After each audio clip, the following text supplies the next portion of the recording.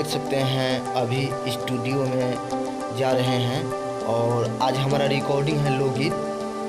तो क्योंकि फ़ोन आया है तो अभी जाना पड़ रहा है और देखिए हमारा कैसे रिकॉर्डिंग होता है।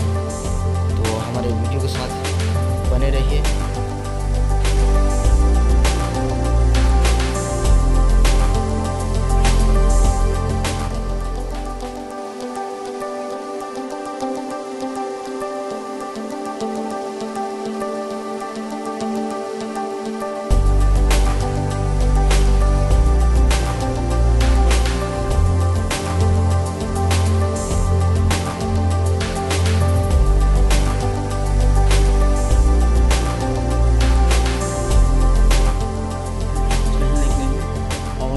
अभी देख सकते हैं इसका अंदर अभी रिकॉर्डिंग अभी चल रहा है। देख सकते हैं आज अभी धुन म्यूजिक स्टूडियो में भी आए हुए हैं और क्योंकि अभी हमें अभी सॉन्ग अभी गाना है, अभी लोकगीत है, ड्यूएट सॉन्ग है।